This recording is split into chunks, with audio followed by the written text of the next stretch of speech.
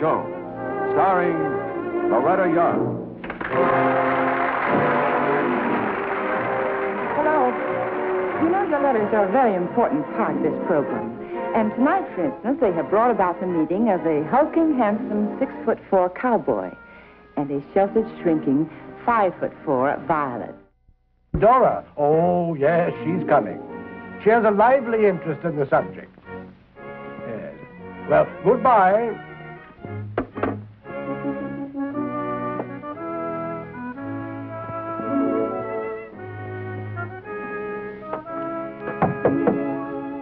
Are you ready, Eudora? Dora, Godfather, I have a terrible cold that I just... Eudora, are you talking to yourself again? Dora, Father, I died. Come in. Come in, Father. My dear, what is it? Oh, Father, I had the most terrible cold. I could hardly breathe. But you were all right when I wakened you. Yes, I know. It came on me all of a sudden. Oh, good gracious. I'll call the doctor, yes, and then I'll tell Beatty to make other arrangements for transportation. Oh, no, Father, don't do that. No, I've got a fever as they feel. It's just that if I went, I just feel so miserable. Oh. But you have to be there. You have the first lecture. I can't go away and leave you like this. Oh, Father, I'll be fine. Just fine. No, but I can't leave you in the house alone. Oh, Father, I'm 20 died. Remember? I know. I'll call your cousin Marion and ask her to come and stay with you. Oh, no, Father, no. Don't do that. I'll take care of everything. I promise you I will. Dr. Beatty's waiting for you. You better go, Father. You'll be late. Yes, 114-mile drive. It'll take at least 4 hours. Yes, I know it will. Yes, now, you be sure and call Marion. Yes, Father, I will. Yes. I will. Goodbye, my dear. I hope you'll feel better soon. Thank you, Father. Yes, goodbye. Goodbye, Father. I did it. I finally got up enough nerve to do it.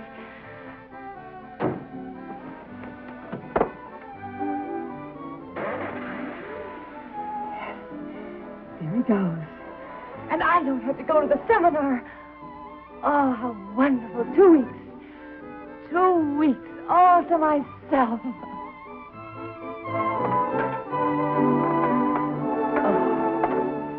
14 days to do just what I want to do. 1, 2, 3, 4. Oh, and I won't have to listen to one word about Mr. Browning. Poor father. Grow old along with me, for the best is yet to be. It's all right for you, Mr. Browning. You had Elizabeth, but I only have Father.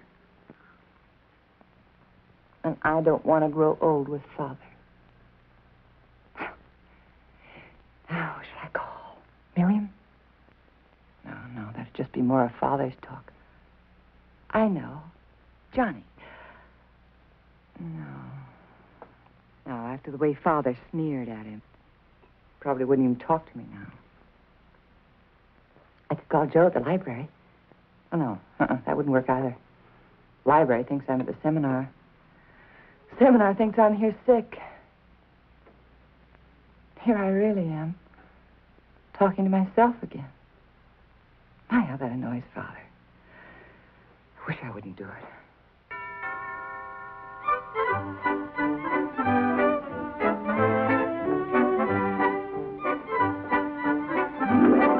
Yes? Good morning. Good morning. You're the professor's daughter, aren't you? Yes. Well, I've been staying over at the Judsons, and this morning Mrs. Judson got word that 2 carfuls of relatives are arriving from St. Louis at any moment. Oh. So the relatives came in and mag out. Oh. And as I was passing by, I was thinking to myself, I wonder if they'd have a spare room in that big house. Would you now?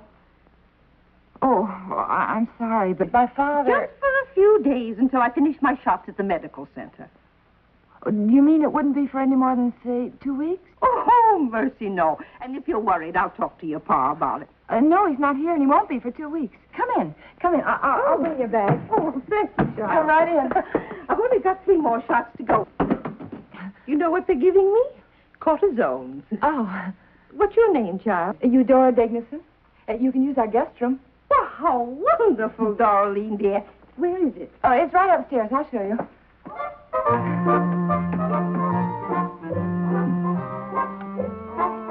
I don't hold with a lot of trappings on a trip, but I do like to have my family around me. Oh, is that your family? Mm-hmm, that's them. Oh, they're sweet. Is that a recent picture? No, Darlene, no. They're all grown up now. Oh. The two girls is married, and that boy is my nephew, Andy. Oh. Have you got any brothers or sisters in this big barn of a house? No, it's just Father and me. My mother died when I was small. Oh, well, sit down, child. Sit down. Oh, thank you. Oh, now that must be kind of a quiet, lonely life for a pretty young thing like you. Oh, goodness, I'm not young. I'm 29. Oh, Darlene, that is young. I don't think so. Well, I do. Now, let's see. Where can I put him so I can see him? What a lovely statue. Mm-hmm. Say Jude. Oh? Wherever I go, he goes with me. Many's the tough time he sees me through. Oh, he's got a very nice face. Mm-hmm. He's the saint of the impossible. Oh. And right now, we're both working on a project that is impossible. What's that? Trying to get my Andy to settle down to something besides horses and poker. Horses? Mm-hmm. Oh. Andy, God help us, is a cowboy. A cowboy? Mm-hmm. Oh, for Oh, heaven's- that reminds me. Oh, I've got to call him at Wolf Creek. Well, there's a phone right out in the hall if you'd like to use it. Oh, thank you, dear. I'll reverse the charge. Yes, surely. Now, this is costing money, Andy, so don't talk. Just listen. Hunt through my bureau drawer and find those baby booties I crocheted and mail them up to me. No, I'm not. Millie Lane's expecting a grandchild. Wait, just a second. Dear? No, not you. What's the address here? Well, 305 Cypress. 305 Cypress. Have you got that? And stop fiddle-faddling around and get in touch with Betty Jane, you hear? Oh, the back of my hand to you, Andy Hagen.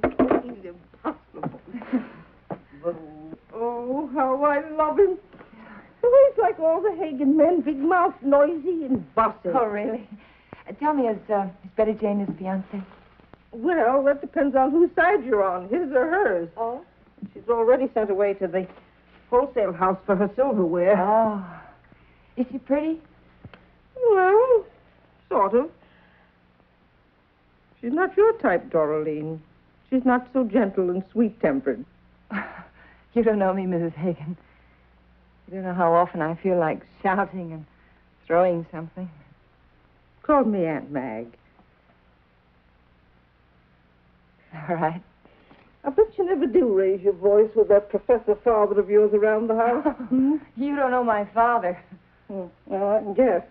Well, I'm off to my shop here. All right. Aunt Mag, tell me, does St. Jude ever answer prayers from strangers?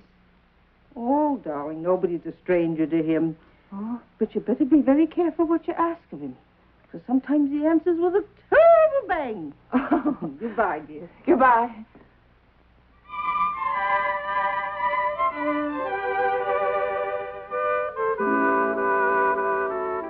I don't know. Maybe you think it's silly that a 29th birthday should loom ahead like a tombstone. But you wouldn't if you were me and had a father who scared away every beau who's ever looked twice at me. Do you think that you could possibly do the impossible for me in 2 weeks?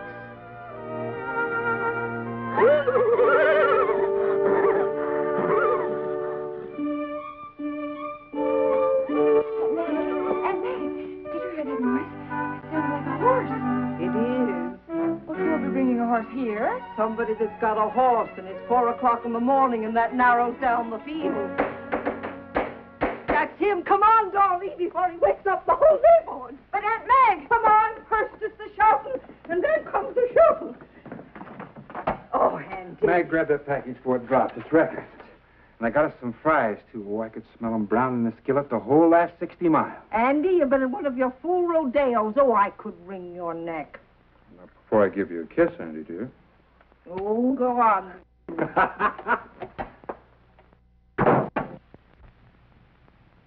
Now, I can't leave you out.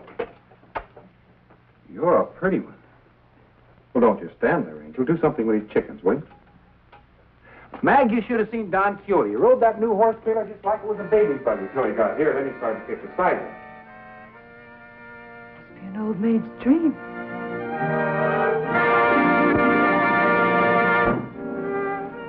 And it wasn't any great shucks as a rodeo, if that'll make you feel any happier, Maggie, my girl. Yes, but gave you a good chance to show off now, didn't it? I roped everything in sight, including a couple of goggle-eyed kids. And I won first prize. Never mind grinning at me, Andy Hagen. Go on, brag about your trophies to Dora here. I'm sick of the sight of them. Dora, huh? It's really Eudora. From now on, it's Dora. My compliments. It's for you. Oh, I couldn't. Oh, go on, take it. My mantle's busting with them. It's only 5, and you know I need 6. 1 for each one of the kids I'm going to have someday. Why you couldn't have gone to a hotel and come over here tomorrow morning? Could have. But I got in a little game. Oh, no limit, I suppose. No limit to the trimming I took. But I did hold 1 flush that beat the fella from the poultry exhibit, and that's how I won those blue ribbon cockerels there. Angel, they're not going to cook just from the warmth of your pretty hands, you know. And I'm a hungry man. Oh, well... Yeah. Oh. Well, the least he could have done was pluck them. Oh. Mag, why don't you go out in the kitchen and put on a kettle or something while I get better acquainted with Bright Eyes here? Well, I'm not finished with you, Andy Hagen. There's just no living with the woman ever since they pumped her full of those cortisones, or whatever she calls them. Now, go on, Mag, shoot. And no more of your lip. I got my mind on someone else's. Look, Mr. Hagen, when you eat chicken at 5 o'clock in the morning, do you have all the trimmings, too? I mean, biscuits and honey and potatoes and gravy. And plenty of coffee. Oh. Here, give me those chickens before you put the skin off them. If you'll excuse me, I think I'd better see if I can help. Oh, rein up your Bright Eyes. Don't you know that Mag is a solitary cook? Besides, I got other plans for you and me. Oh? Aiming to keep these as a souvenir? No, I just didn't know what to do with them. Oh, well, may I have them? Yes, surely. Thank you. Hey, I brought some records along. Always carry my own entertainment with me. Oh. One's a waltz about a girl with a blue dress, and the other is a Mexican haraspa. You got a record player? Yes, I do, but I don't know anything about a Mexican haraspa. Well, neither did I till last night. Now I'm an expert. Oh? Where's the machine? I'll show you. Well, it's in Father's study. Well, come on, let's go. go. No, I don't think we'd better. Oh, sanctum sanctorum, huh? Well, That doesn't make any difference. One room's just as good as another as long as you've got an electric plug. Is there one in here? Yes, there is. Right over there. Swell. Grab the other end of the van. Come on. Ready? Yeah. Heave. And... Oh! Well, I missed. Oh, no, Bright Eyes, you sit right there and don't you move a muscle. There. Now, come on, that's it. Oh. We have... You take that chair and I'll take this. Come on. There we go. Now, I lead, you follow. Yeah. I hate girls that lead. Yeah. Now, you take Betty Jane. She's a good dancer, but she's just got to take over. Now, put out your right foot. All you do is hop up, change feet in time to the music. You ready? That's fun. You're a favorite. What do you mean? You were born and raised in Mexico, and you know it. Oh, no. Don't tell me just any old gringo can hop around like that. Well, you just said lead, and I follow, huh? Well, now that's the ticket. Yeah. Come on, now we twirl. Yep. All right? That's right. Right. Oh, Back. there go my shoes. Pick them up next time. Oh! Oh!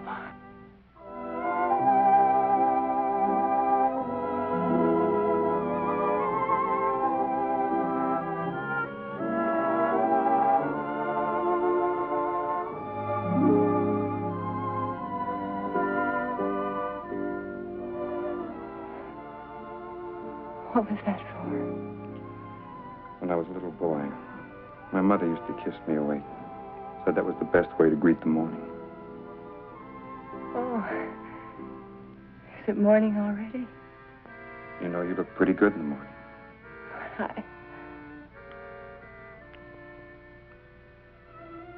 Oh. I'm afraid I need to shave. It's an old habit. Never shave before breakfast. Hey, that reminds me, I haven't had dinner yet. Hey, Mag, come on and bring it. I'm starving. Do you like fried chicken? Nothing better for breakfast. You outdid yourself, May. You know, I feel human again. Human? What's human about hopping around at 5 o'clock in the morning? It's only time to dance. Isn't it, sweetie? Well, it has its advantages. Ah, see, she's talking like a Hagen already. Are you too tired to listen to a story? I'm sure Aunt Mag never told you. No. Well, it's about the Hagens, and that includes me. How we built up the Hagen Ranch until fellas from 2 states were coming to buy our Angus bulls and heifers. Really? No, I told the Hagens were a bragging lot, and now you're proving it, and I can't stand another minute of it. Aunt Maggie, you going to bed? Bed? It's morning. I'm going to go to church. But it isn't Sunday. Yes, well, I have to work overtime on top of my big-mouthed nephew. Bye. Bye, Aunt Maggie. The sweetest-tempered woman alive. Well, since it's officially morning, I guess I better get a move on, too. You're not going already, are you? You can't get rid of me that easy. Oh. No, sir. You know where there's a feed store around close? Feed store? Mm-hmm. Got to buy some oats for my bronc. Well, I've never had an occasion to. No, never mind. If you get some patience, just let him in. He knows some great shaggy dog stories.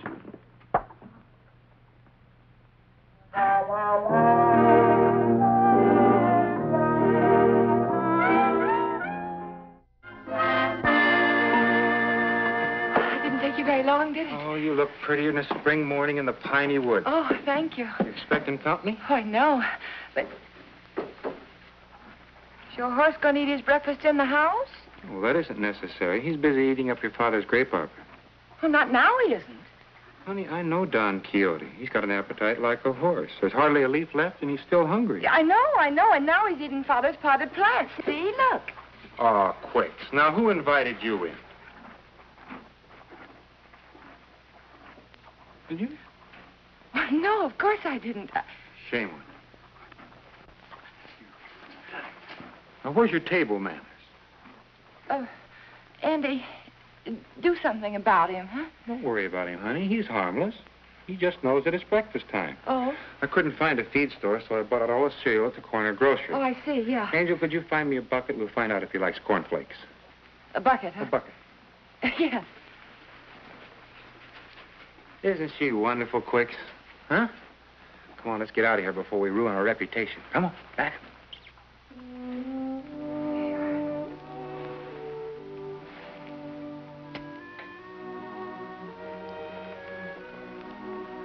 Thank you.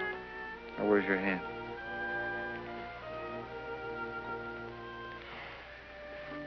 You know, it was getting awfully lonely over here. Oh. All the years Quicks and I have been riding the rodeos, looking over the pretty girls. Then one day Aunt Mag opens the door and, well, there you were. No makeup on, no bathrobe, and your hair every which way. It was a dressing gown. Well, that's your opinion, Sassy. I got mine. But I always did want a girl with brown hair and a heart in her voice.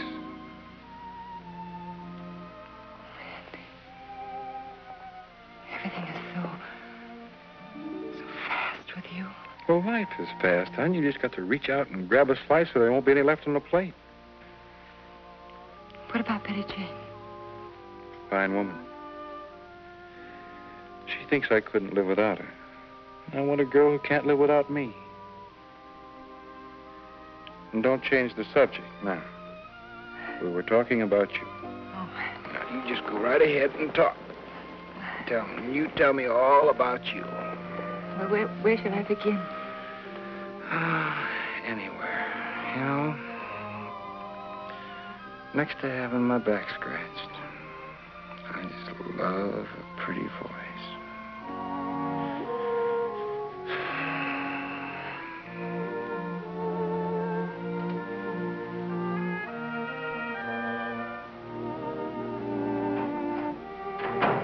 And Mag, he's sound asleep.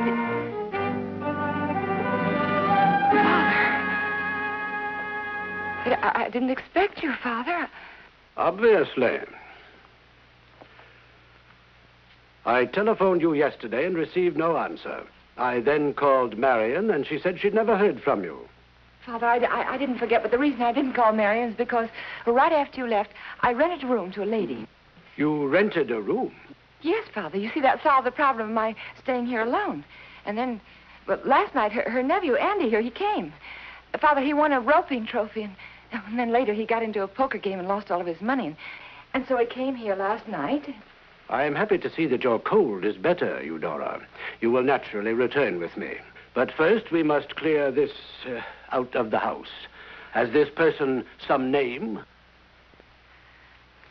This is Andy Hagen. Andy, this is my father. Hagen. I'm afraid I shall have to disturb you, Mr. Hagen. My daughter and I have a 114-mile drive ahead of us. Well, maybe I could wake up if I had a cup of coffee, Dow. Eudora, go upstairs and pack. We shall leave in 10 minutes. Oh, Father. And another thing, Eudora, you will please see that your boarder collects her things and leaves the house. Oh, Father. Our home is not a rooming house. I will wait for you in the car. Just a minute, Professor. She can't go with you. You see, the way I had it planned was I was going to spend the rest of the week courting her, and we were going to get married. You had the audacity to ask Eudora to marry you? Dora? Oh, you mean Doreen here? Well, no. It wasn't necessary. It wasn't time. She knew. Didn't you, darling? Yes. I see. I'm afraid that I shall have to disappoint you, Mr. Hogan, or whatever your name may be. Unfortunately, your plans cannot include my daughter. Her behavior toward you has been a matter of simple courtesy, I'm sure. I can hardly expect you to understand this, but I have spent considerable time and effort on educating Eudora to a certain station in life. And I will not have her throw it all away now. Please, I'm sorry to interrupt you like this, but do you realize you've done nothing but insult Andy since the moment you walked into this house? And if she hasn't the emotional stability to make the right decision, I'm perfectly capable of making it for her. Now, will you please get out of this house? Father, you will not make this decision for me, because I'm going to marry Andy Hagen. Do you hear me? I'm going to marry him. Eudora, you will agree that I know what is best for my own daughter. No, Father, I don't agree that you know what's All best for right, me I think anymore. we should all calm down just a little bit.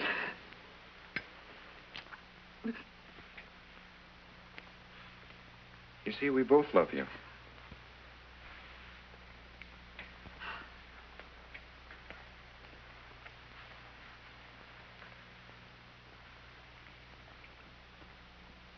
It'd be nice, Professor, if we could be married here. Any day you say. Oh, Andy, how wonderful. A wedding, Professor. You are the professor, aren't you? Well, I'm Mag Hagen. Well, now you've met my family. What day would you suggest?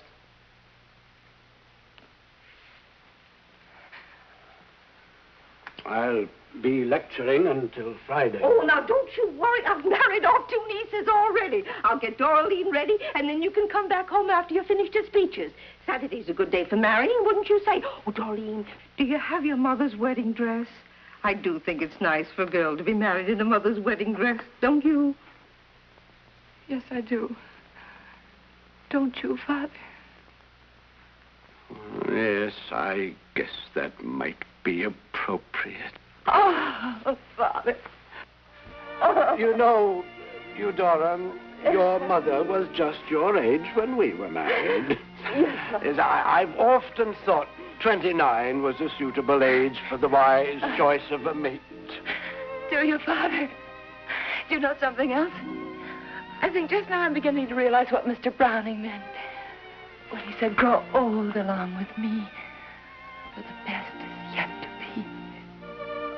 Oh, Andy.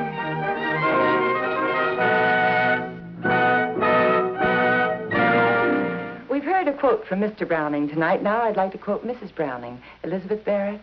She once said, God answers sharp and sudden on some prayers and thrusts the thing we have prayed for in our face, a gauntlet with a gift in it.